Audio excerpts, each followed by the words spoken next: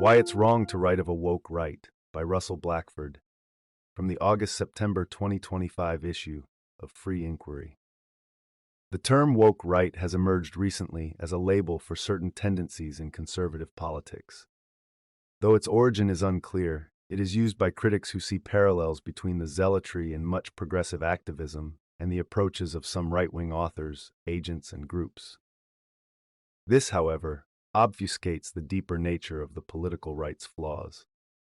Clearly enough, woke right builds on the word woke, originally coined, in the sense relevant here, to indicate an alertness to social injustices, especially those relating to race relations in the United States. The word, or variants of it, such as wokeness, came to be used as a label for the broader ideology of the social justice movement. It is sometimes intended as a neutral descriptor, but is often used with disdain by traditional liberals or weaponized by right-wing culture warriors. Whatever we call it, however, woke ideology has increasingly dominated progressive politics, with an inflection point around 2010 when its concepts and vocabulary began to skyrocket in left-wing political discourse within the Anglosphere. Since then, it's become the default worldview of the globalized knowledge class. In essence, the stratum of mobile, urban, cosmopolitan professionals, and has obtained almost the status of a religion in its ability to provide many people with a sense of shared mission and a comprehensive guide to life. If this is what is now meant by woke as of mid-2025, it's an ideology recognizable by its focus on demographic identity groups. Some of these groups are understood as socially subordinated, but also as wise and morally admirable. Others, e.g. men, white people, and Jews, are regarded as oppressive and privileged, and hence as worthy of little in the way of sympathy or respect. Viewed from within this ideology, individual people are understood not as unique and irreplaceable human beings, but as intersections of the various identity groups into which they can be sorted. For example, somebody might be disparaged as an old, white, cishet man, thus eliding his good or not so good moral character, his particular problems and life story, any skills or expertise that he might have accumulated, and so on. In many contexts, such a person will be considered not worth listening to. To be clear, the ideology of the social justice movement and the knowledge class includes much content that is true or valuable. It often takes up legitimate grievances. It has, however, become notorious and has attracted hostility for its intolerance of external disagreement or internal dissent, its totalizing ambition to override any and all other values that people outside the fold might hold dear, and its frequent contempt for ordinary standards of evidence, reason, and open democratic discussion. Interpreted literally, the notion of a woke right would suggest that some right-wing individuals and movements have co-opted the ideology of the social justice movement and the knowledge class. But that isn't at all plausible.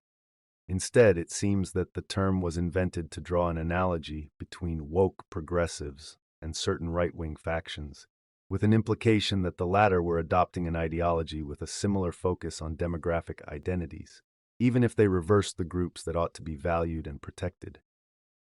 The term woke right thus suggests that some right-wing factions deviate from universalist liberal principles and instead emphasize racial, sexual, ethnic, or cultural identity politics. It might also refer to practices on the political right of cancel culture, general intolerance, dismissal of countervailing values, and the like. To complicate matters further, some right-wing factions may actually embrace the term woke right, because it could indicate a particular alertness to what they view as hidden kinds of injustice. It's confusing then, even trying to get a clear sense of what the expression woke right means when used in different contexts by different individuals with different agendas. What's clear, though, is that the right's contemporary flaws arise from tendencies of its own that originated long before left-wing ideology crystallized into its current form. Whatever the latter's excesses, they cannot be blamed for the political right's dismal history of racism, ethno-nationalism, censorship, Puritanism, and theocracy. For example, Christian nationalism in the United States does not reflect a newly found woke sensibility, comparable in some way to that of the social justice movement, but longer-standing desires to enforce a singular, cultural, ethnic, and especially religious identity. Ideologies of the left can become oppressive once they obtain power. We need look no further than Robespierre's reign of terror in the 1790s, or the Bolsheviks' immediate crackdown on the bourgeois press when they took control of Russia in 1917. But authoritarianism in the West, in its many guises, has typically emanated from institutions of the political right.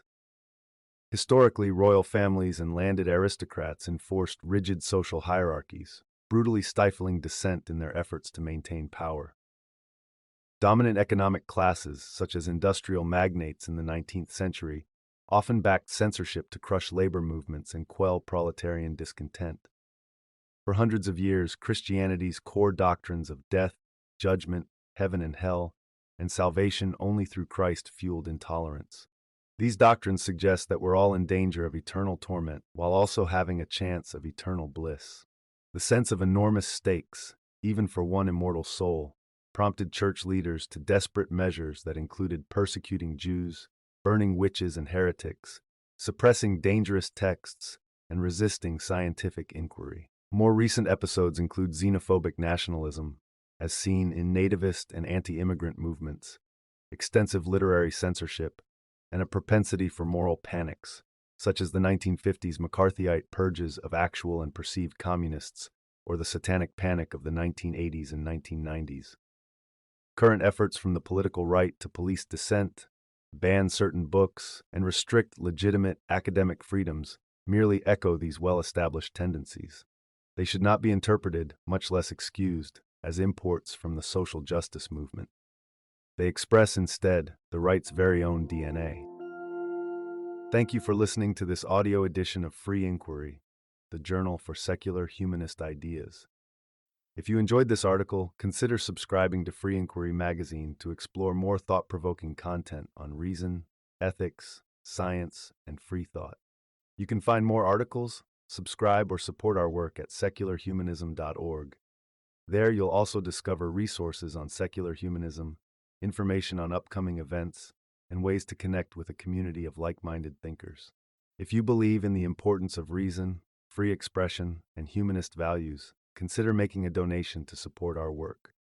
Every contribution helps us continue to publish, advocate, and provide resources for a more rational, secular world. Once again, thanks for listening and for supporting free inquiry, free minds, and free expression.